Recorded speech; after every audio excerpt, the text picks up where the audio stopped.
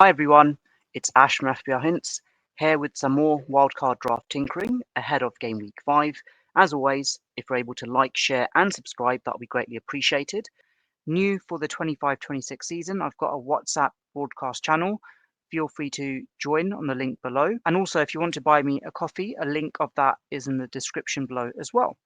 Now, with how my draft was in my previous video, I felt that there is room for improvement. And I was actually having some discussions with FPL Fly, who actually said, why not go THREEMIUM? Have your 3 power hitters, and of course, you can roll 5 free transfers as of last season. And basically, if it goes wrong, you can downsize. It's easier to downsize from a THREEMIUM than it is to basically upsides to it. And of course, you need to take hits essentially to get that far. And in the short term, it actually does make sense. So I'm going to construct what my hypothetical THREEMIUM would look like. And just a specific shout out to FPL Fly, who is going through some challenging times at the moment. And his donation link, I'll put it in the description below. He isn't an FPL content creator in the traditional sense, but if you can support him during this challenging time, that'll be greatly appreciated. So with this THREEMIUM draft, what I've basically got in mind specifically is that I want to get Cole Palmer in. Now, Cole Palmer, he's finally found his scoring touch once again. And I know there were some potential issues with his groin with the Champions League match against Bayern Munich, but I think as it stands right now, from the comments by Maresca, he should be fine. So in order to accommodate him, I would get rid of Grealish. Paquetá would also go. I'd also have to downsize Foster as well. And yeah, I'll keep João Pedro and Haaland, so 2 up top. And in order to make this work as well, I'm going to keep David Raya and Dubravka. So with David Raya, premium goalkeeper, but I don't have any premium defenders right now, but I'm going to have to cheapen further. So out goes Gehi. And just going to the other options here, Van de Ven I'll keep, Rodon I'll keep, same with Senesi and Konsa. With Senesi, I've mentioned previously, there's the attacking prowess, and also like from the DEFCON side, he's been fairly reasonable as well. Semenyo's form is really hard to ignore.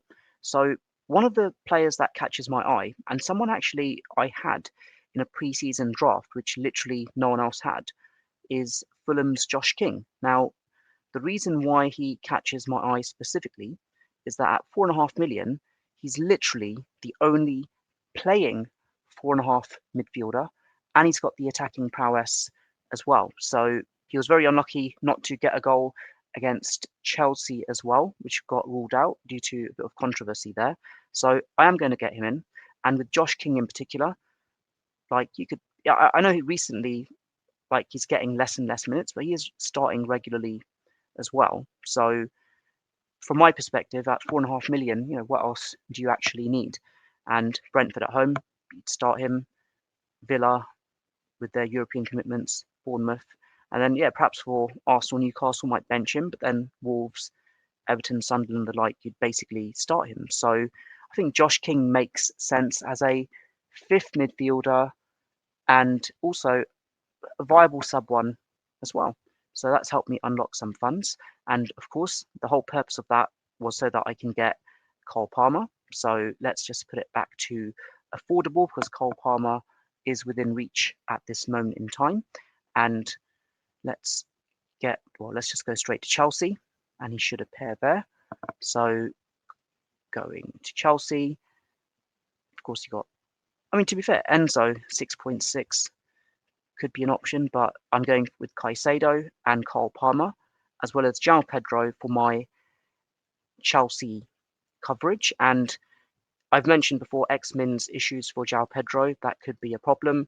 I'd expect Caicedo to be a regular starter come rain or shine in the Champions League or in the Premier League. So that in itself will basically be as it is.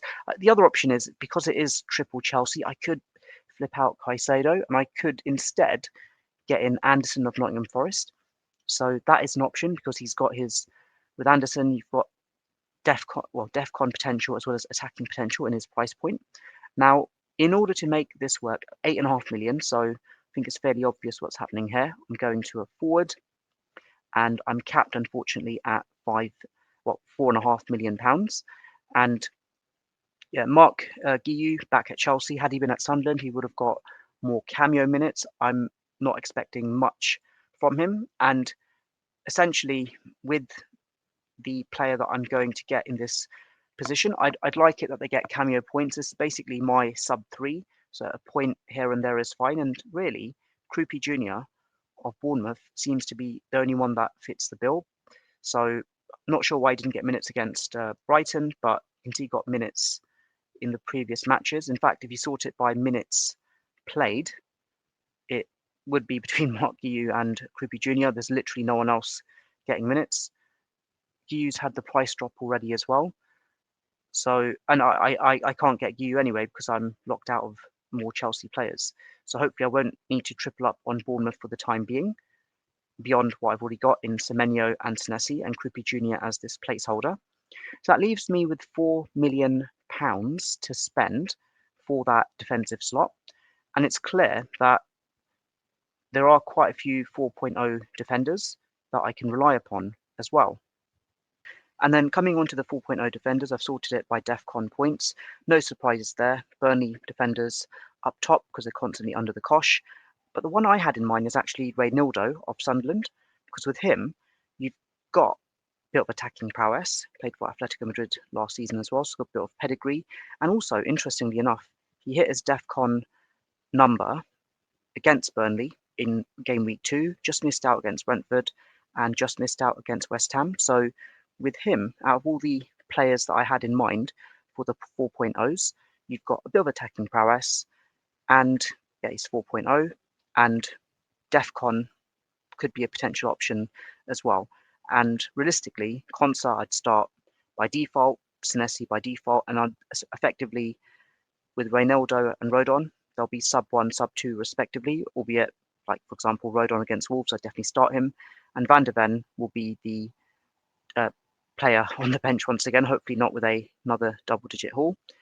And yeah, Semenyo, Caicedo, Salah, King and Palmer up top.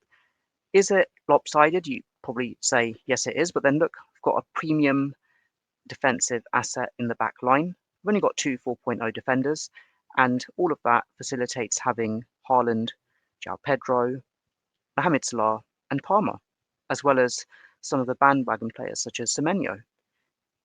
And that's where I'm at the moment on premium. I think that's the best premium that I can make.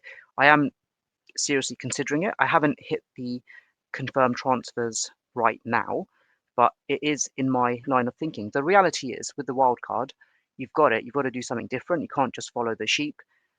Be template to an extent, but you need your differentials, and I doubt there will be many teams that have Palmer, Mohamed Salah, and Haaland for game week 5.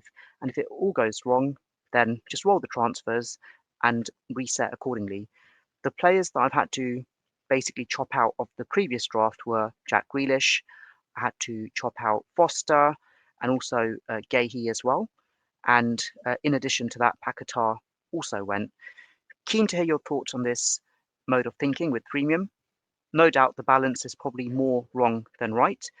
And let me know what changes you would make. And as always, if you're able to like, share, and subscribe, that would be greatly appreciated. Take care and all the best.